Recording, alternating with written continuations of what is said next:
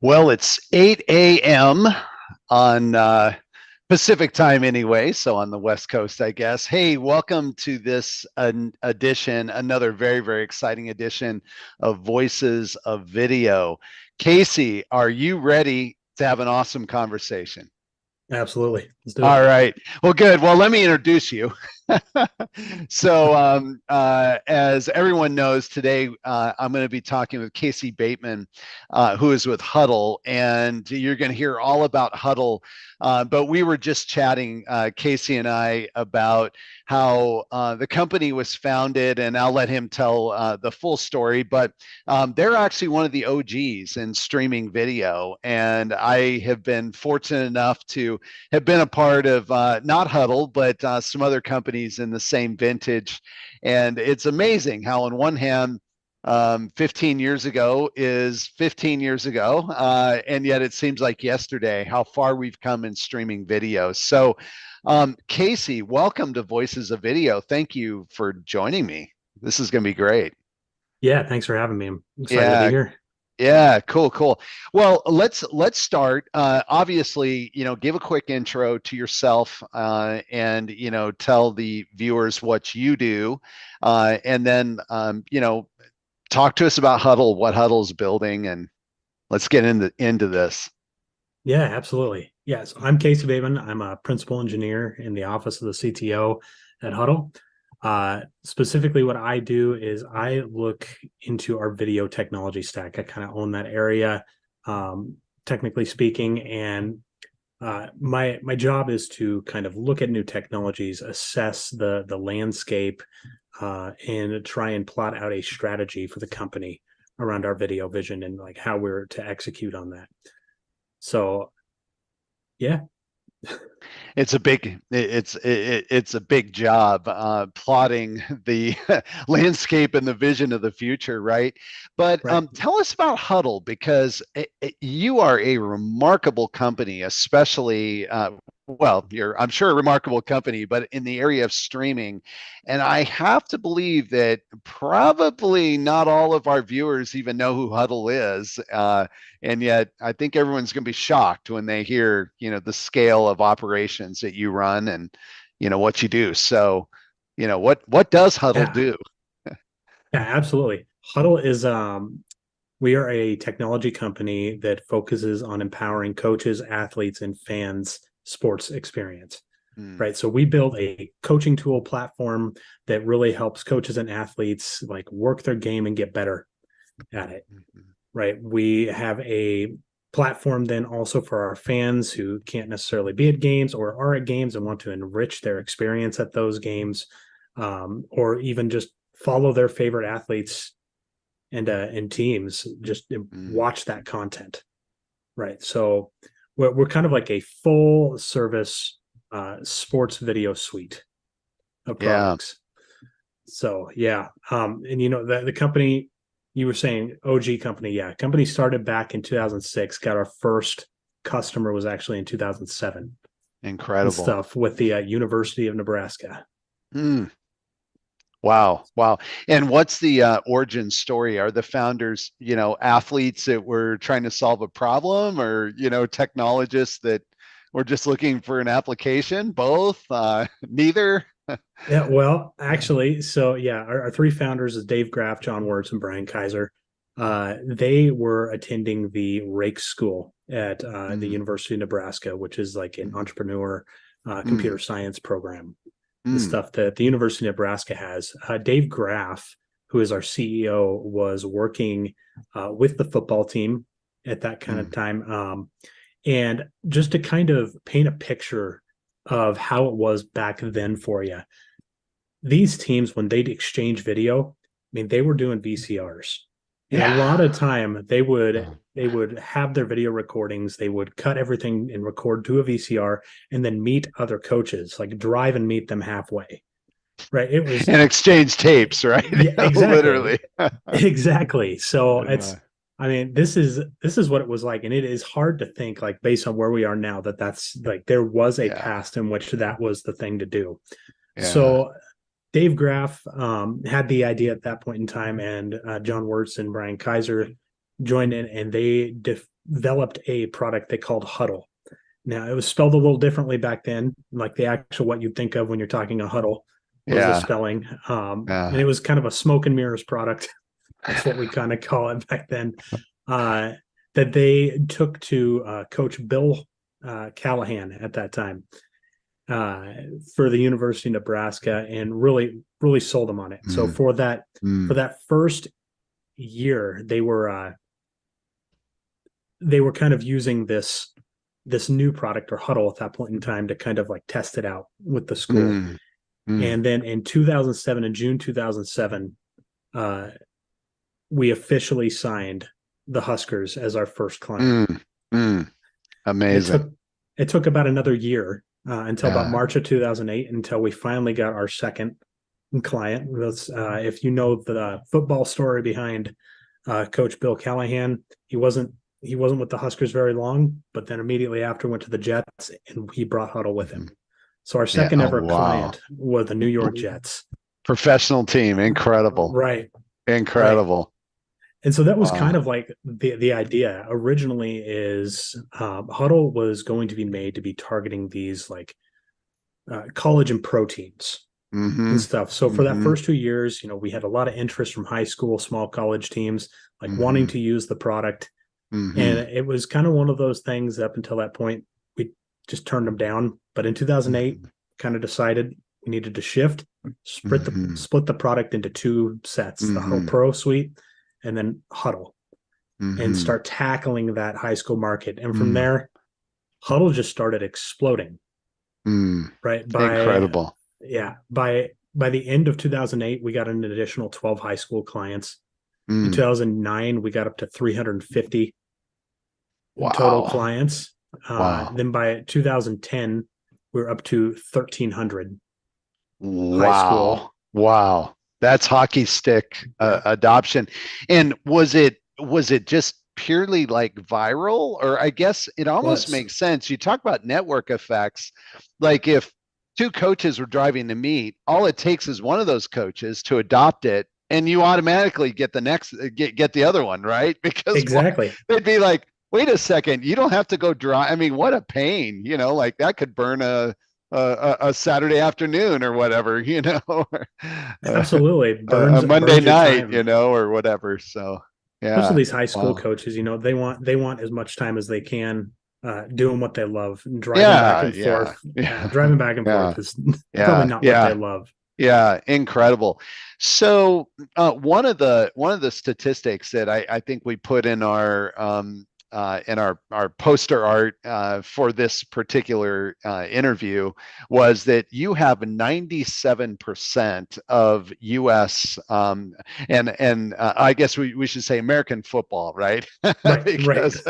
So we'll get into, and we are going to get into talk about the technology. So anybody who's listening and saying, "Wait a second, are you going to talk about what they built?" Yes, we are. But I think sometimes. As technologists and engineers, just my observation is we're sometimes almost too quick to dive in to talk about the nuts and the bolts and the protocols and the standards. And without the context of the application, how a product's being used, why something is built a certain way, sometimes it can either lead you to not realize really the full breadth of the significance of why something was built the way it is, or you may be asking like, well, why are they using that standard, that technology? That doesn't make sense. Well, when you understand the devices, for example, or you understand and you're like, oh, okay, I get it. So that's just my caveat to say, bear with us here if you're looking for us to get quickly into the nuts and the bolts. We're going to do that. But you have 97% of American football teams. So that is across like high school and colleges, the high school college pro. Like what exactly is your addressable market there that you look at? For the American football market, it is 97% of the high school football teams in the U.S. are all using the Huddle platforms. And really the ones that aren't are generally when you start getting into the 6-man football. I teams or see. smaller schools. Small Yeah. schools. Yeah, yeah. Wow, that's incredible. And then you have schools and customers outside the US, or are you Yes. regionally? Yeah. Where are you? So we are actually global. We have a Mm, big presence kind of in the UK area. We have a big mhm. presence over in Sydney. And I hear As they far also have football over there, but the ball looks a little different. they do. It's a little different, and they're not carrying it as much. That's So right. yeah, That's right. yeah, Yeah, hands not so much. hands off, right? Yeah, that's right. That's right. And Yeah. I guess they also use their heads. Although I think I'd rather use my head to hit their ball than American football. Oh yeah, no kidding. Using my head to hit another large person. Yeah, but Yeah. yeah, Okay. we've Wow. definitely expanded. We have Yeah. we service over 40 different sports right now. Make Wow. up Huddle. There's Wow. over 230,000 different organizations Incredible. and teams, and yeah, we are global for Incredible. sure. Yeah, yeah, absolutely amazing. Well, I am, we have talked through the years and so I've known about Huddle and worked with Huddle for a little while, but until that point, I too was just absolutely shocked at like, how is it possible? Being Yeah, around the industry a little while, you can sometimes feel like, oh, I know everybody who's built the significant platforms, and then Huddle pops up, and you go, wait a second, how have you guys been hiding out? So yeah, congratulations. Well, let's talk then about you. Now you were not a part of the original founding team, right? You joined after correct. the first Yep, platform was built. Okay. yep. I joined in 2013, right at the beginning of the Okay. year there. Okay, all Yeah. right, but you're telling me that you were scaling, 2010, you had I think 1,300 schools, and Mhm. and so clearly, 2013. Well, let's face it, that's 10 years ago now. So you've been there through some growth. Why don't you tell us what the platform looked like then? Just Yep. architecturally, how did you build it? Were you building on the cloud? Did you own your data Yep. centers? Did talk to us architecturally, and then maybe walk us through what it looks like today from an Yeah. architectural perspective. Yeah, absolutely. So thinking back to kind of like that 2010 time range, Huddle, we mainly targeted um, kind of stop and go sports or clip based sports is Mm, what we've kind of mm, referred to them as, or that's kind of like the mm, American football market. That was our bread and butter, still is kind mm-hmm. of our bread and butter, even though we've got so many other products. So back in 2010 through 2012, Huddle was clip based. And I say clip based because most of Mm, those sports, it was like I said, stop and go. When you're looking at a mm. football game, it's a anywhere from a 5 second play to maybe a 40 second play for one of those really long That's a time really periods, good right? point. I remember you made that comment to me at one time when we were talking, and I went, yeah, that's right. Like American football in particular. Mhm. Um, yeah, I guess you care if the running back is repositioning themselves and whatever. But let's face it, what I really care is once the play starts, Right. and there's a significant amount of time where the play hasn't started, players on the field and whatever. But so that's what you mean, just to be clear about kind of the Correct. clip based and yeah. Yeah. There's a lot of dead time that coaches really don't want to see. They want to see the Yeah, action, yeah, right? yeah, that's right. Yeah, I mean, again, they're busy, so they don't need to sit through all of Right. that. So, yeah. Right. So at that point in time, our video came in individual clips. We used WMVs at that point in time. We Mm, used WMVs sure. because it played really nice with Microsoft Silverlight. If you remember Yeah, the Silverlight technologies, yeah, yeah. um, and we used Silverlight back then because Uh, it allowed them to build a pretty rich experience where we could actually draw directly on the player canvas. We could do more mm, intelligent like clipping and stitching of video Mm-hmm. files together, right? Which is a Mm. kind of an integral part to the coaching workflow, right? They need Sure. at certain point in times, much like if you're watching an ESPN broadcast and they're breaking down the film, they need to like telestrate essentially on the Yeah. video play and draw out Mm. where motion should be, Mm. where routes need to be. Mm. And so Interesting. we used Microsoft Silverlight kind of at that point in time with WMV files. We started shifting into MP4s like quickly after that as MP4 kind of became the streaming Sure. standard and was Sure. definitely the streaming standard at that point in Yeah. time. Uh, and yeah, so most of our platform at that time was all online. We were actually in 2009, we signed with AWS. We were very early adopters in Amazon Web Services. 2009. Yeah, Wow. Wow. So you're an OG on AWS as well. that's right. That's right. Yeah. So yeah, Wow. and we all of our video files were then hosted. You know, we host our video files on AWS and stream them down through the huddle.com website. Mm-hmm. And yeah, at that point in time, Huddle definitely looked very different. It was that bright orange color that you would see almost all over the place, and Mm-hmm. was really designed to be optimized for a football coach's experience, Yeah. right? Which is Got kind it. of like spreadsheets are almost like a spreadsheet or table looking area where they could enter in like play by play data as Yeah. what happened, like what were results, and then Yeah. then you'd have your video player Chrome. Yeah, interesting.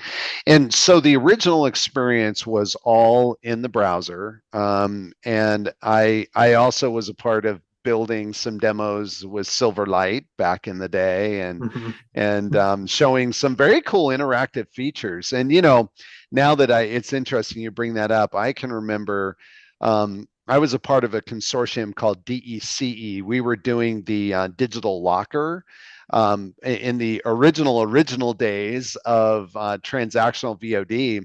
If you purchased a file on one particular platform, or if you rented it, not only was it only viewable on that platform, so like Voodoo, you Mm-hmm. couldn't watch it on well back then let's say Apple, but you couldn't watch it on some other competing platform, but you couldn't even watch it on a different device on Voodoo. Right. So if you originally transacted it, purchased or rented, whatever that Mm-hmm. transaction was on your connected television, which, way back in the day, there were like three, you know, Mm-hmm. but you couldn't then watch it on your laptop. So Yeah. we were part, and I can remember some very very cool demos that Microsoft did with various partners, showing just some really cool, basically how you could take like the interactive DVD or Blu-ray experience and Mm-hmm. translate that to streaming, which again I think a lot of us forget, like even though now it's a little bit archaic and resolutions are very very low, but there were some pretty cool like Blu-ray and DVD experiences, where the interactive menus and all kinds of really cool stuff, so that's an aside though. So you were streaming into browsers. Now today, what is the dominant playback mechanism? You must surely support and have very strong support for mobile devices, I'm guessing, but Yes.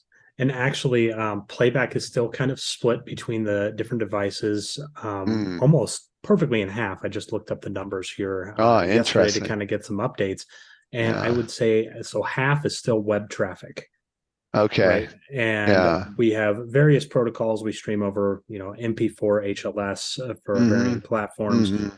And then, yeah, we do also have our Android and iOS applications where a lot of our athletes Mm-hmm. utilize those to kind of watch their video and do some of their Mm-hmm. review. Mm-hmm. Uh, and then, yeah, we also have, we're getting into the fan streaming space more and more. So we have a whole Mm-hmm. host of smart TV apps as Mm. well. Interesting.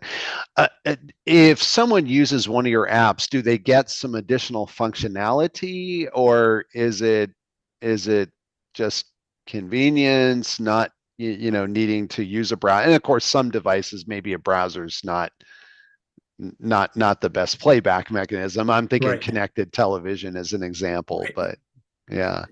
Yeah, using our apps, and it kind of depends on which app they would use, but yeah, they would get some Mm, additional features and availability. sure. For example, our iOS app, we had the idea that anybody has this phone with them at any given time can capture different moments in sports. That's a great capture mechanism for getting video into Mm, Huddle. So we do have capture in our iOS and Android applications as well. mm, mm. The only sports that I played were I was in track. I was pretty competitive in high school and ran a little bit in college, but I can't exactly relate. I never played football, never played basketball, but I can imagine a coach standing on the sidelines now. Everybody has an iPhone with them, right? Or an Right. Android device, and you could whip that out in theory. I'm just assuming this is the Yeah. function, and capture 5, 10, 15 seconds of something, and then you upload it, right? And Yeah. then it's available. Yeah, that's interesting. Wow. Um, okay, well, a lot of streaming conversations are in the distribution context, and that is the one to many or the one to a very large number of minis, Hmm. meaning, certainly for live events, like a Super Bowl, if we're going to stay within the Right. sports conversation. Every year it's like, well, how much larger was this year's audience than last year's, for Right. streaming. um, but it seems to me, based on what you're describing, your use case for the platform, from a platform perspective, is different, because I don't think, I mean, do you run events where you might be streaming to like millions of people, like a single event? I'm assuming you don't.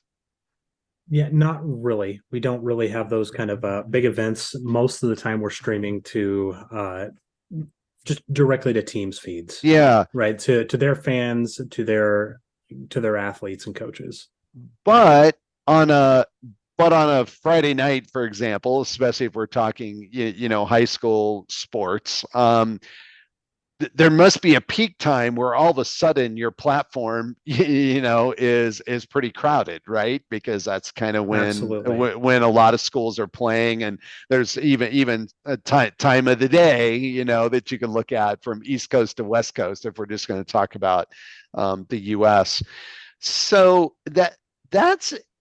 that's a different type of challenge, right? Hmm.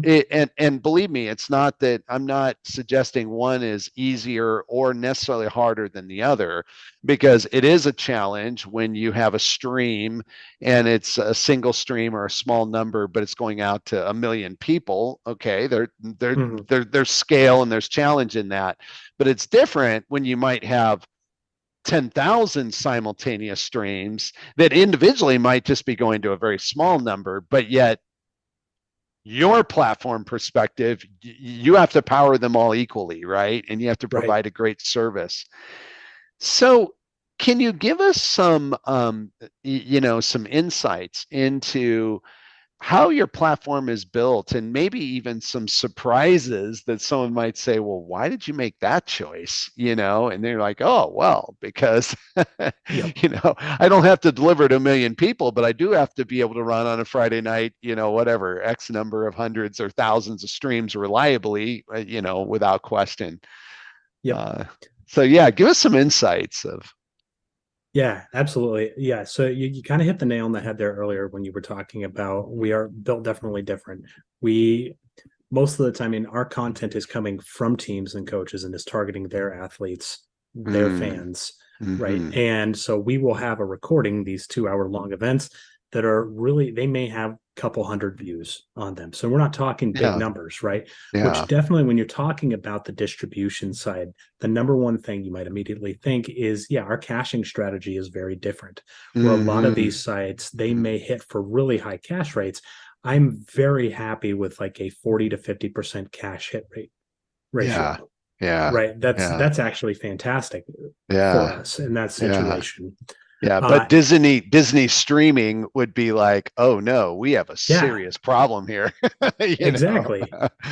Exactly. And Yeah, so the things that yeah. we have to optimize for in that situation are going to be regional optimizations on trying to Mm, pull content down to the users, right? Mm, So we look at things like pre-caching content, bringing content, either when we're talking our mhm, HLS streams, bringing fragment by fragment content down to the mm, users. Just as they're watching the stream, we know what their next, like the mm. next chunk of video they are likely to watch is going to be. Uh, Yeah.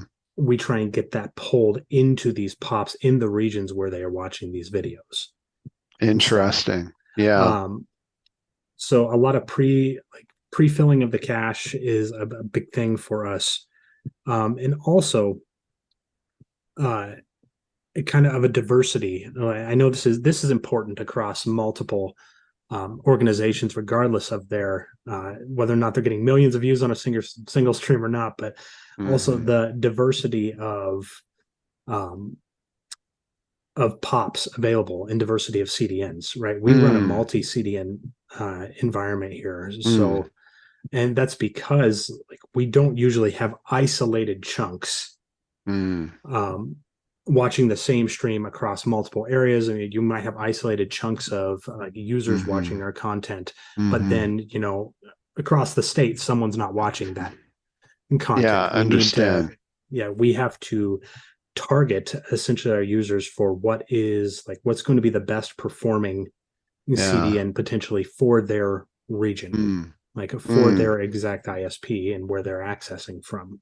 So yeah. how we target our users, what CDN we provide to them is slightly Mm-hmm, different than what I would say mm-hmm. you might see out of like a Yeah. YouTube or a Disney or something like that. Yeah, yeah. So what I hear you saying, and I don't want to put words in your mouth, so correct me, but almost always when you're talking about these really large scale events, where it's like streaming a single stream to millions, it's about cost reduction, right? Right. So Yep. very often the CDN decisioning gets down to and it is splitting fractions of pennies, right? Because it's Right. meaningful when you're delivering to millions. Right. But I didn't hear you mention. Obviously, you care about Yeah. costs. I'm not Yeah. suggesting you don't.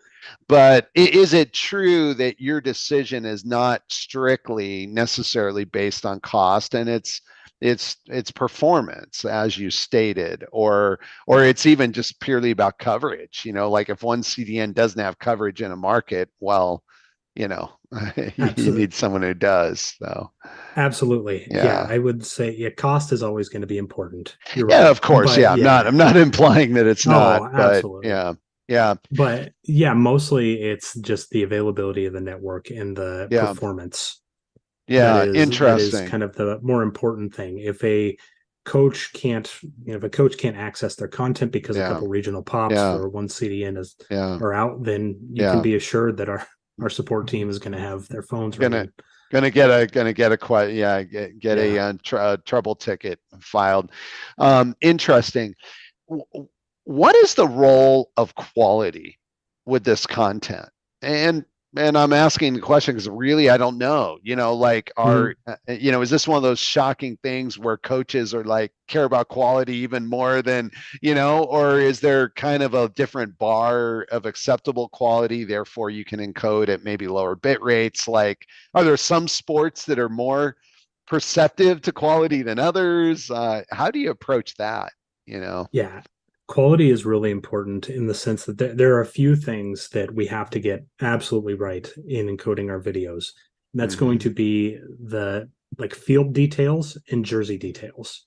One of the things that Oh, you don't good really point. you think when a coach is breaking down content, you know, you'd like to think that a coach knows the names of their players. Obviously, they know the names of their players, but Yeah, when you're yeah, watching a video and you may be getting a video shot from a press box, like on a football field, yeah, everyone's wearing a helmet. All you're seeing is jersey numbers. Like you need yeah, to be able to quickly yeah. identify who did what and where. Hmm. Right. And so Interesting. Yeah. clarity on numbers. And one of the things we see is with a lot of those lower bit rates, with some encoders out there on the market, some of Mm-hmm. those finer details, the jersey lines and Mm-hmm. stuff like that. Mm-hmm. Also with hair, like you get people with longer hair kind of blocks jersey numbers, and the Oh, encoder yeah. kind of creates these artifacts or unnecessarily blends Interesting. together jersey Yeah. numbers Yeah, yeah. and Yeah. features. just together, and it makes Yeah. it more difficult for coaches to Interesting. see. So yeah, Yeah. we do generally have to provide a slightly higher bit rate or use an encoder Hmm. that is going to be optimized for Yeah. like providing those clear lines and also bolder colors, right? Like one of the things Mm. that's really easy when you're talking about an outdoor game is getting that color blending. Some Mm. encoders work really well at kind of keeping your colors bold, like not desaturating content too Hmm. much. Hmm. Other encoders may not do as great a job. Yeah. So, Yeah. quality, to take this back here, Yeah. quality plays a big, Yeah. um, Yeah. just a really big part of the sports video experience, because Yeah. when we're watching content, we use the identifying characteristics like Mm. jersey number, field lines to Hmm. help tell the story of what's Hmm. happening on the field. Interesting. Right. So Yeah. those things Makes have to be sense. clear and easy Yeah. to kind of read. Yeah. Yeah. Yeah. That's interesting. That completely makes sense. So, what is the architecture? What I hear you saying is that a large percentage, if not nearly all, of the source material you're actually not generating. So it's not that you're shipping. Are you putting cameras out in the schools, and or is it on the school and the coach and the players to, We started off you where it was know? on the schools and the players. We have over the past several years been developing an in-house camera. I've Makes actually got sense. my development rig of it right here. It's this. Hey, cool, Oh, cool. Up. Let's is see it? the. There you There go. we go. There we go. Okay. Yeah, there we go. Yeah. That's Cool. our Cool. huddle focus camera. Basically, it's a stationary camera that gets set up in gyms, gets set up uh, on like football fields and different areas that will record, Interesting. uses a collection of sensors, maps them all together in a 3D environment, does player tracking and other like AI to help kind of track Yeah. the ball. And we create like smart tactical feeds of video that Hmm. is uploaded directly to Huddle that way. So Interesting. Okay. but So, overall, like video can come from a coach, from their yeah. iPhone, like from a an expensive camera. A lot of these like Texas schools, they have nice expensive rigs and stuff. They love using. They Yeah, love their high school football in Texas, don't they? yes, they do. By the way, I grew up in Colorado, and I grew up when Nebraska and CU and were were the absolute powerhouse teams. Yeah. So yeah. So I know a little bit, even though I didn't play the sport. I know the culture. I can Mhm. relate to it. Yeah, it actually is really amazing. If someone's not been exposed to it, just go to a high school football game in Texas, or back in the day in Colorado on a Friday night, and it's quite an experience. They It take it is. serious. It's a way of life for Yeah, them. yeah, totally. Okay, so you have content coming in from a lot of different sources, many of which you don't control, meaning that it could be very high Right. quality, very well shot, you know, great lenses, great cameras, all that stuff, and others it's a phone and a shaky one at best, you know. Yeah.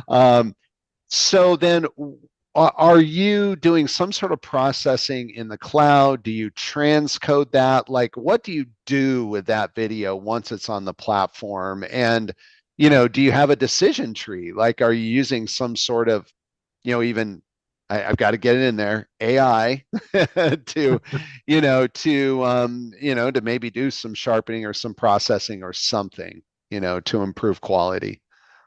Yep. So our for most video, the way that we've kind of operated for so long is we've kind of taken the single encoding ladder approach. So we didn't have Mm, like a lot of a smarter way to uh, provide more bits to a certain stream. I mean, it's just mm, historically how we've done it. And some of that is around cost management, right? When you've got yeah. all these streams, we've got 100 petabytes of video out on S3 in our video library right now. Mm, It's a lot of video.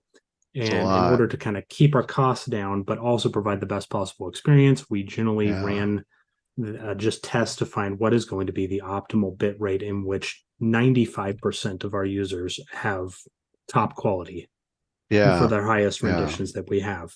And that's kind of historically how we have done things. Now we are looking at exploring a little deeper, maybe providing different experiences and stuff Mm-hmm. where we're exploring obviously some of these new codecs that are out here like HEVC, Mm-hmm. AV1 do a great Mm-hmm. job at providing that better Mm-hmm. quality video off the bat at those lower Yeah, bit rates. lower They bit kind of rates, sure. manage your Yeah, costs and everything from that yeah. standpoint. But moving forward, I think we're kind of looking to optimize possibly on a per sport level. Mm, Which I mean, we interesting. talked a little bit earlier. Yeah, there are some different requirements for different Yeah, sports that might just have a worse experience. I'm thinking water polo is a big one.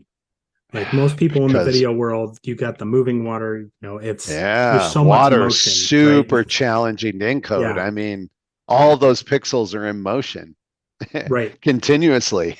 There is no step by very definition, right? With water. right. Yeah, And I yeah. know one of the things that we've had to do in special situations like that is, I mean, we have to slow down the encoder significantly. We Hmm. can't, like in Hmm. those Yeah, situations, yeah, you have to pay for a little additional compute yeah, time yeah, on that. And then, yeah, you have to up the bit rate on those yeah, streams to provide a much yeah, better experience for yeah. them. Interesting. Interesting. And so, are you standardizing on 1080p for what the coaches and the players are looking at, or is there a need to deliver 4K? Yep. So, and that kind of depends on the sport and the level there. Okay. The NFL, they still run on 720p, Isn't that which is amazing? it is I, amazing. yeah, yeah, However, our coaches, most of them, they want 1080p. Our football, yeah, it's all yeah, we yeah, we are delivering 1080p yeah. to our So users. I have to I have to ask a question here, and you can answer it as sufficiently general as possible to not give away any secrets or Mhm. inside. But it still is shocking to me how broadcasts, and you mentioned the NFL, and not singling out the NFL because Mhm. it's true of major leagues, kind of go around that are running on, sometimes there's even MPEG-2 happening. Now I'm talking more in the broadcast distribution chain, Right. but my point is where there's literally 2, 3, sometimes 4 generation old technology that they're still using today, in Yeah. 720p or interlaced. It is shocking. People just don't know how much interlaced is still happening even in live TV production. Yeah. Now interlaced is that, that's largely I think gone, and but 3, 4, even 5 years ago there was still a tremendous amount of interlaced content, that had to be then de-interlaced. And meanwhile, everything's being streamed at 720p or, 1080p or, 4K, all progressive. And yet the production chains Yeah. are, are so old. Why do you think It's that funny you mentioned is? that. Like, why, so I'm asking just a general question, like, why is that? And 720p at the NFL, like, why is it that a high school team in Texas can have better quality than the professional league? you know? Uh, Real Uh, quick, it's funny you do mention that. Over 50% of our video we get in, we do have to de-interlace as well. So yeah, it's still out there for sure. And wow, amazing. Yeah, I can tell you that generally when you're talking about these bigger programs, or I'll speak specifically to the NFL, there's just a yeah. concern around security. Security, it's Oh, they are interesting. just more worried about So their uh, view is the lower the resolution, the less useful the video is. Is well, that not or necessarily. The lower the resolution, they see a lot of them they actually still record to SD cards, and they have runners that will run video mm, content from the sidelines up to the press box and stuff. They Some of them are under the belief that going to 1080p, they would fill up those significantly. A lot of these hardware devices they use to record SD cards only support 720 feeds. crazy? Yeah. So There, it's like literal hardware limitation. yeah, They could just be as yeah. simple as I have a file here. Everything will play it back except for this one device, and therefore I have to, reduce my experience because of Yeah. this one single device in this, you know, somewhat complicated distribution chain. I have to say, I'm not surprised by this because, again, Mhm. getting back to the interlacing issue and other, in my past dealings with broadcast, whenever I've asked, like around 4K, that's where, I really became exposed. Like, why is it that 4K is so hard to adopt? And everybody says, well, it's the cost. It actually isn't the distribution. Yes, there's a distribution cost associated, but it's the cost of supporting throughout the entire pipeline. And Correct. it can be Yep. as simple as my graphics, you know, yeah, box. I'm blanking out. Yeah. They have a name for it, but that doesn't support 4K, and there we have to go through all kinds of gyration. We have to we have to Yeah. basically convert it from 4K to 1080p, and then we upscale, and it's like, well, now we lost it, so we just run 1080p all the way through. And you're like, you mean just because of the graphics overlay device, that hardware, the Yeah. consumer's missing out on this beautiful experience? Like, yeah, that's it. And You're yeah, like, wow. and that was the other reason, right? Is cost. Cost is the big Yeah, thing there, especially jumping yeah, to 4K. When you're talking 4K, yeah, a lot of these uh you know boxes that these coaches have in their office that they're yeah, watching on, they're not going yeah, to support the latest like yeah, HEVC. They're going to be yeah. 1080p televisions Yeah, it's and a H.264, and yeah, it's an old right. TV, and yeah, interesting. Okay. Well, we've talked 40 minutes. I want to make sure, we're simul streaming, which is to Mhm. say that, we're on YouTube, we're on LinkedIn, I think we're on Facebook. I don't know. Anita has this streaming all over the place. So if anybody is watching live and you have a question, or, you have a comment, or, want us to respond to something, probably the best way to do that is, type in your chat window of whichever platform you're on, or if you're on LinkedIn, or if you can get to LinkedIn, just there and type it in, and then I can see it here, or Zoom. Actually, sorry, Zoom would be the. So anyway, let's keep going though. One of the questions then, so we're talking about resolutions and codecs. So you mentioned like AV1 and HEVC, and it's certainly of interest, and we've had conversations about those codecs. Are you platforms have different strategies for adopting, shall we say, next gen codecs. And, one strategy can be, we're just always going to use the latest and greatest. And, and then there are the more conservative platforms, or like, yeah, we're not necessarily going to be the first to adopt. Where are you in this continuum? And then tell us why. Yep. Because again, I think the why is important. It's one thing to say, well, we're pretty conservative, but then is that because people are on devices that just simply don't support AV1, Yeah. as an example? So it's like, yeah, but tell us, where you Yeah. are. Yeah, absolutely. Yep, you're right. The simple answer is yes, we're going to be a little more on the conservative side of this. Why that generally is when you look at our user base. I mean, you're going to have our power users are going to be coaches, and you have a big Yeah. mixture of the types of coaches and the technologies that they're comfortable with, Yeah. even.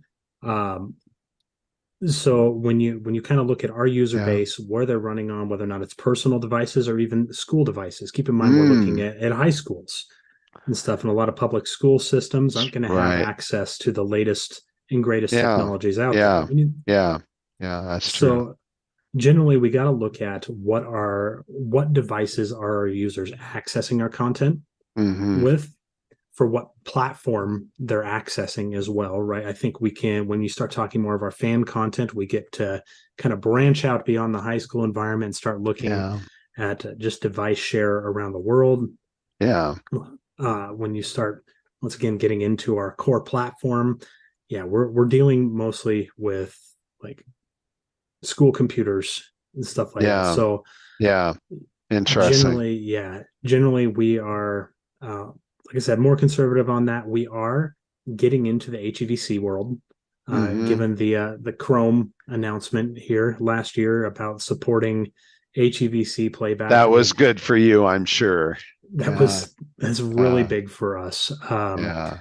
Since Yeah. the bulk of our users, about 98% of our web traffic is going to be either on Chrome or on Hmm. Safari, both of which Mm, will support HEVC if the hardware that's right. capabilities are there, That's right. right? Yeah. And currently we're sitting at about, I double checked it again last week, we're just about 71 to 72% right in there of our users have that hardware capability to Amazing. decode HEVC. Amazing. Wow. Wow. How do you know that? Yeah. So what we are doing, we ran a couple tests. So really fun thing you can kind of do for anybody wanting to judge this. I mean, there are a couple HTML5 video APIs you can say for can play video codecs. Hmm. Right. I have to look exactly Hmm. what it is, but essentially it's Hmm. trying to, by specifying your codec tag, you can determine if the system can properly like build the Hmm. decoding chain, connect the pins, get a Hmm. decoder Hmm. and stuff. So that is based on uh, whether or not Chrome or Safari tells us that they absolutely do have support or is most Mm, likely supported and mm, stuff. So mm. definitely Got it. support Got it. uh, gives us approximately about 65 and the Yeah. percent, and then the additional there's about 10 to 15% there on top of that that Hmm. are in the some support, and we assume that about half of Yeah. those actually can Yeah. support. Actually can. Yeah. Yeah. Right. So you mentioned that you have a custom app across certain platforms. Do you put a software decoder in there, or would you contemplate that, or are you 100% dependent on just the hardware support on the device? We are right now, it's going to be hardware, like entirely dependent Yeah. on that. We have talked Yeah. about in some of these newer codecs, like we've looked at potentially even Like AV1, for LCEVC or example. Oh, AV1. Yeah, LC, EVC. Yeah. right. Yeah. At putting those in there and just for the our users and the time they're spending on our app, Mm, we don't see as good of battery life. I mean, that's going to be your yeah. big thing that you see when you're putting in Yeah. a software decoder on these newer Yeah. codecs is battery life really takes a hit and Hmm. stuff. And it's just it Yeah. hasn't been worth it to us, Yeah. especially when you're weighing at like the development cost to put something like that in Sure. with the all right, if the majority of our users actually need this for playback, does it even make Yeah. sense for us Yeah. Yeah. to encode a quality of that to Yeah. them? So generally Yeah. when we are looking at new qualities, new codecs to use, it's you know dependence on hardware support Mm, or like or a codec that is not going to mm, sacrifice like battery life significantly in mobile devices yeah. are what Yeah. we're going to have to look at. Yeah. Yeah. Got it. Yeah. Yeah, it's an interesting thing. I know some of like David for AV1 is really really power performant, which Yeah, is to say that it actually is amazing yeah. what it can do and how little energy consumption it needs. At the same time, there's always that trade-off, right? You still have to push the user even to upgrade your apps so you can build all this, and then Mm-hmm. if insufficient number of users actually upgrade their app on the device, then they don't even have access, so it Right. takes it's a lot to push upgrades even. So yeah. And and I would say even then though, we do have really good adoption rate of our new app Mm, versions when they come out. And so yeah. we're generally looking So at about a people are 15 day to a month to the majority of our wow. users getting Wow. updated And the majority apps. is like what, 90% of the base, Correct. or Yeah. yeah, yeah, So yeah, and which is you're good. right. That's really good. AV1 AV1 has been something we've actively been looking at Mm-hmm. since Apple announced that there was AV1 Mm-hmm. support with the Mm-hmm. HLS spec. Yeah. Yeah. It's really good. We didn't talk about DRM. Is DRM required on for any of your content or on the platform? Not currently, no.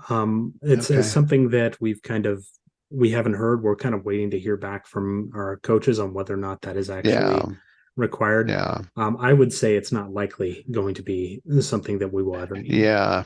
Yeah. Understand. What's coming for Huddle in terms of the platform? Like, are there any, neat things that you're focused on, or even you're just dreaming about building that you can talk Yeah, about? absolutely. I got two big things that I'm really excited about that we're working on. The first, as just coming hot off our conversation here with HEVC, we are looking to kind of upgrade our platform to provide HEVC for our coaches. Amazing. We're really excited that we're going to be able to deliver a visually lossless quality to them, Yeah. which Yeah. is really big for us. The other one I would say, really excited about this technology is what we call our on-demand rendering system. Mm, So mm, this is something that we are currently fully utilizing for all of our secondary qualities in the U.S. So all U.S. based access video is currently using this in mm, production, but it mm, is the ability to encode the secondary renditions of our ABR ladder, so our lower mm, qualities on the fly. mhm. And so this is Wow. something where we're able to cut down our storage footprint in half, Yeah. which when you're Yeah. talking about the sheer size and the amount of content we have, Yeah. um, you That's you kind of very think, meaningful. yeah, Yeah.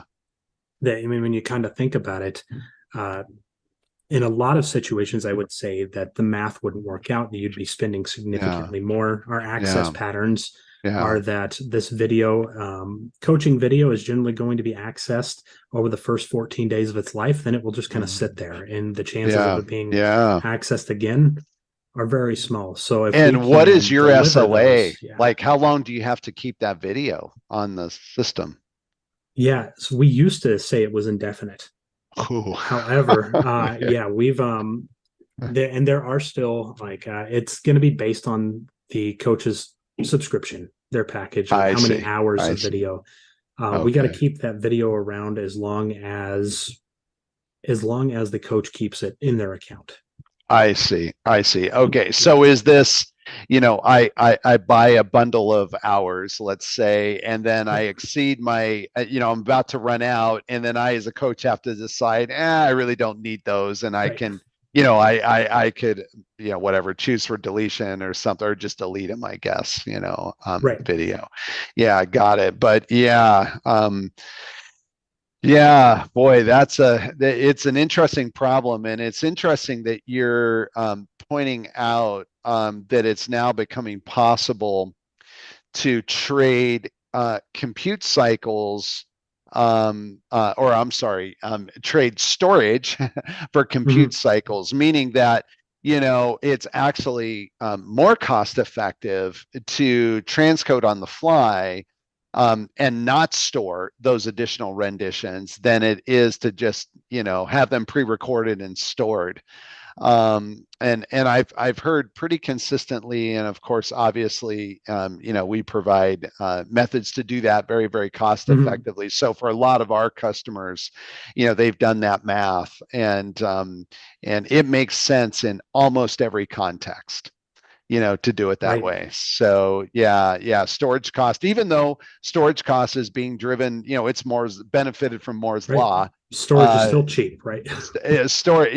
Storage is cheap until you're talking hundreds and hundreds and hundreds of Correct. Yeah, petabytes. And, when you get up to a certain scale, you yeah, know, there and was, it's no longer cheap.